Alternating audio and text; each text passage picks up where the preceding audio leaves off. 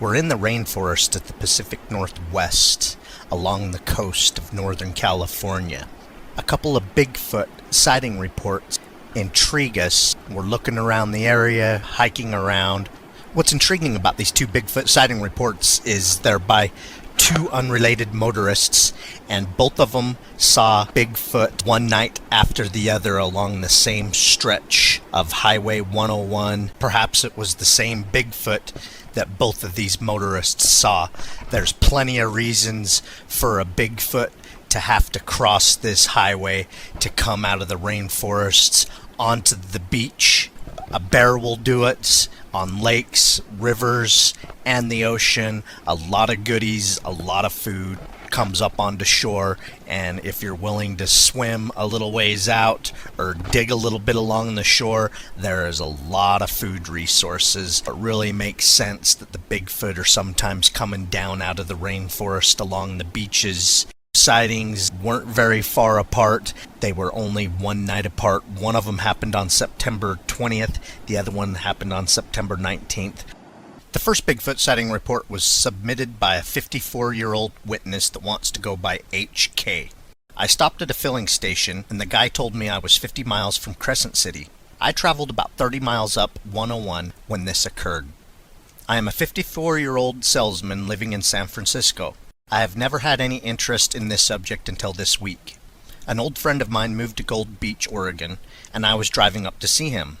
I'd never been on Highway 101 and became nervous driving on the two-lane winding roads. I kept pulling over to let cars in back of me pass. At about 20 miles or so before Crescent City, I pulled off to allow cars to go by. As I went to pull back onto Highway 101, I heard the most horrifying scream that I'd ever heard. I screamed myself and ducked down in my seat. Looking up next to my Honda CR-V was a filthy-looking gorilla, best as I can describe. It instantly ran into the tree line a few feet away and vanished into the dense brush. I saw it for maybe 3 or 4 seconds at a quarter profile.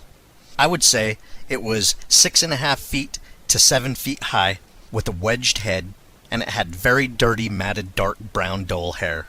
Strangely enough, seeing the thing didn't frighten me, but the scream it gave, only a few feet from my open window, almost gave me a heart attack. I never heard a noise like that, and I never want to hear it again. That scream, it let out only a few feet from my car window, was the most terrifying thing that I've ever heard. Until that day, I never gave Bigfoot a second thought. I still don't really have any interest, but I never pull over on Highway 101 to let cars pass, or I may never go that way again. This happened around 1 in the afternoon, a very beautiful day, but it was in a shady area of the redwoods. Very dense redwood forest in a part with only 2 lanes. There was a follow-up investigation report by BFRO investigator Richard Hucklebridge. Mr. H.K. called me tonight and we discussed his close encounter with what he now believes was a Sasquatch that was only 5 to 10 feet away from the open window of the passenger side door of the Honda CR-V. Mr. H.K. is from a highly populated area in the East Coast, and he has never considered the existence of Sasquatch. He went from a total non-believer to a believer because of this close encounter and is still reeling from that incident today. This occurred in September at approximately 1:30 p.m. about 7 miles north of Klamath, California, northbound on Highway 101. Mr. H.K. pulled over on a wide spot off of a 2-lane section of Highway 101. This was not a regular pull-off area of the highway, and his right side wheels were off the roadway next to some brush and grass. He did this to allow faster-moving vehicles to pass him. As his vehicle came to a stop, the creature stood up between 5 and 10 feet from his open passenger window and screamed, per Mr. H.K., loud enough to be heard over a mile away, he said. The first thing that he did was to lie down across the front seat, and he also started to scream. He then sat back up to observe the creature. At that moment, he said, when he was scared out of his mind and thought he was going to have a heart attack. According to Mr. H.K., the sound emanated from the creature was like nothing that he had ever heard before. The volume was the loudest thing that he had ever heard, HK described the warbling, screaming sound as a woman combined with a whistling parrot sound with a high and low frequency that vibrated his body and soul. The noises were all integrated and seemed to be taking place at the same time. The vocalization lasted an eternity. Of the 5-6 second encounter, the creature took 2 large steps toward the large redwood trees, located approximately 15 to 20 feet from the paved road, made a semicircle around the nearest tree, and then disappeared. HK only saw the upper body because of the high brush and the vehicle door blocking his view. It was facing away from him, so he could only see the right back area of it. He did not see any facial features or its hands. Mr. HK described the creature as having very dirty, matted, dark brown, dull hair. He described the head as having a definite wedge on the top and having no neck. He further stated that the back of it had well-defined muscles, like Mike Tyson. He thinks that the creature stood about 6.5 feet to 7 feet tall and weighed over 300 pounds. He could not ascertain its gender, and he never made eye contact with it. HK never checked for footprints and stated he never wants to use the highway again. His only thoughts after the incidents was how he was going to call 911 for his heart attack. In summary, I believe that Mr. HK had a very close encounter with the Sasquatch creature. The sight of it didn't bother him as much as the screaming vocalization. Mr. HK has never ventured into the wilds, and now never wants to. He stated that the creature reminded him of a gorilla, and if he saw one in the zoo, he would just pass it for something more interesting. HK is still shaken up over the encounter, especially over the screaming sounds, and is having a difficult time trying to sleep at night. The one good thing that has come out of the incident is that he has gone to church for the first time in 37 years. Mr. HK found a similar sound wave on our sound site. Name of the scream is KLWave1.wave, but his scream was 50 times louder. The night after, the following sighting report happened. It was submitted by a witness that goes by CW. I was driving home on Highway 101 between Orick and Klamath. I have 4 high-powered off-road lights on my Jeep. So about 100 yards in front of me, I saw what I thought was a bear on the side of the road. When I got to be about 50 yards, the thing stood up, and my lights made a silhouette of what looked like a human. As I got closer, I could see a rough outline. My Jeep has 3-inch lifts, and this thing was much taller than my roof, which stands a good 6.5 feet off the ground. When I got to be about 20 yards from the creature, it took one leap off the side of the road and into the darkness.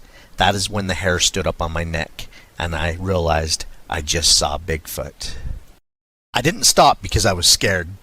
It happened between 11 and 11:30 p.m. at night, bright moon and cleared. There was another follow-up investigation by BFRO investigator Richard Hucklebridge. On the evening of September 30th, 2003, CW and I talked about his encounter with what he called a Bigfoot creature. As he was driving north on Highway 101, the location was about 14 miles north of Orick, California.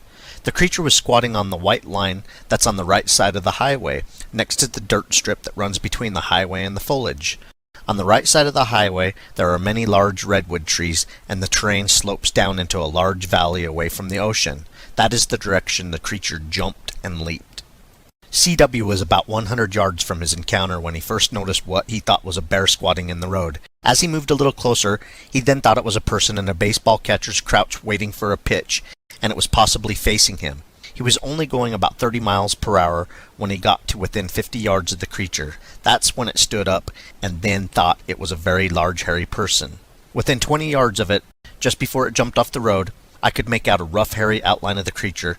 That is when it took one leap or a large step off the right side of the highway and disappeared into the darkness. That's when I knew that I had just seen a Bigfoot. CW said that the bright lights on his off-road light bar were on, and he thought the creature was standing there holding its hands over its face trying to shield its eyes from the lights. He could only see the silhouette of it because it looked black and the background was also very black. I asked CW if he could make out any colors on the creature. He thought it was black, but the bright lights could have changed his perception of the color. I asked him how long he observed the creature. He thought the total time of the sighting was about 10 seconds in duration, and half of that time the creature was standing. I asked CW how tall it was and if he could estimate its weight. He said it weighed approximately 300 to 400 pounds, and the height of it was about 9 feet tall because its waist was over the hood of his Jeep. The top of my hood is over 4 feet from the ground due to the 3-inch lifts on the Jeep's suspension. I asked him if he could describe any parts of its body, arms, and legs. CW stated, the body seemed proportional to its legs, and the legs were built long and massive. He further stated, the neck was huge, and there was a space between the head and the large shoulders, and I noticed well-defined muscles on its shoulders. The hands were still covering its face. I asked CW if he could smell anything at the time of the encounter, and if he checked for footprints. No! I asked him if he ever told anyone, his parents, friends, or an agency. Yes, I told my parents and friends, but nobody would believe me.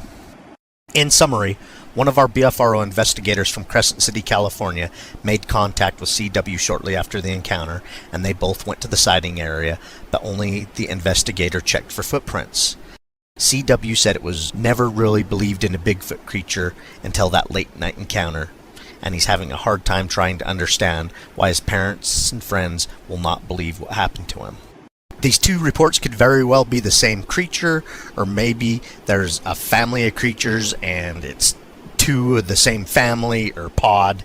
2 sighting reports, 2 different unrelated individuals, 2 days in a row, nearly in the same area. I hope you enjoyed a little look into the area, the surrounding.